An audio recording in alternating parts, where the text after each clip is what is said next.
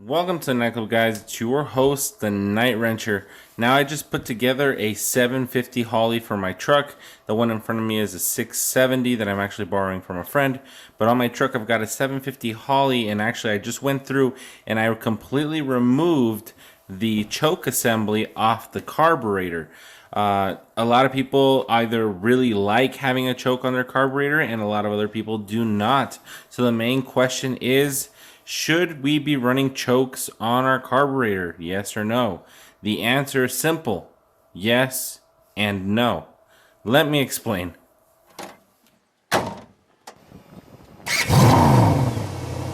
Okay, so this is the basic function of the choke assembly.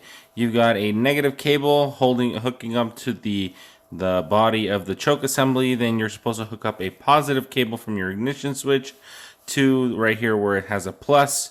And that basically hooks up to this little spring assembly. The electricity from your ignition switch will heat up this little coil spring, which will then begin to turn on this little knob, and this little knob will either open up or close back down, and it'll move on this little lever that goes right here, which will then move the little lever that's on the actual choke tower right up here. It'll move on this lever, which will then pull on the choke assembly that goes up here on this little arm that sits like this. And then you've got your little choke assembly, the little flapper, and then it begins when it's cold, and as it warms up, it'll begin to open up after you touch the throttle, and it'll keep it open for as long as the choke remains hot. What it also does, it also has this little kick up on the bottom. Where's my pointer? It has a little kick up right here, this little red like little gear looking thing. As it warms up, it's going to start applying pressure against the little stop right here. So then after it fully warms up, instead of having it stay closed, after you tap the throttle, it'll not only kick open the throttle, but it'll also prevent the little throttle stop from keeping the throttle slightly open. For the choke to work correctly, the throttle has to be partly open as well as the little plate to be closed. And what it does is it makes the engine want to pull more air, but because the flap is actually closed, the engine will just end up pulling more fuel. The whole point of that is when an engine is cold, it needs more fuel to maintain a consistent burn. If you try to run your engine lean while it's cold, it's not going to want to idle, it's not going to want to run right, and for as long as the engine keeps running cold, you're going to continue having problems. So this is supposed to alleviate the issues. So why did I remove the choke on my 750? If it's supposed to help you with cold starts, and it's a pretty robust system, people have been using it. It was an OEM option for a really long time. Why don't I like them? And the issue with modern engines and choke assemblies is that these choke assemblies warm up way too slow. What I mean by that is the little spring that goes inside of these assemblies, it takes a little while for the little spring to actually open up and start opening the little choke assembly. And not only that, after the engine's fully warmed up and you drive it somewhere and you turn it off, this spring will close right back down.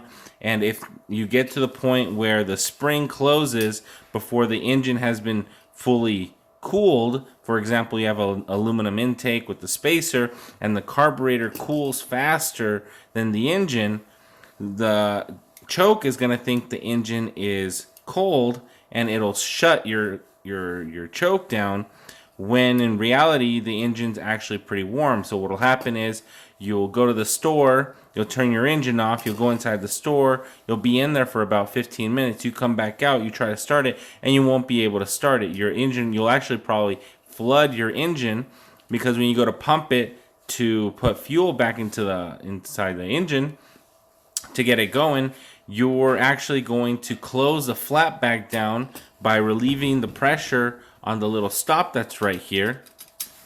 and it's going to shut the choke off, and you're going to have problems trying to start it. You're going to have to leave the ignition key on, or go outside and stick a screwdriver in the choke assembly, or actually loosen the screws of the choke assembly and turn the whole assembly to one side to force it open.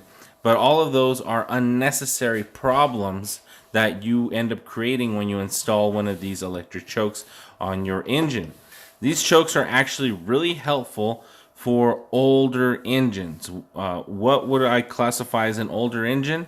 Let's say like a stock 350, a stock 327, a stock 302, all from the 70s, very smog era, low compression, very junky heads, very poor ignition timing, things like that. A lot of smog era engines, they all need this choke, because when you're trying to start these engines up cold, they don't have enough compression to maintain a nice clean burn when it's cold.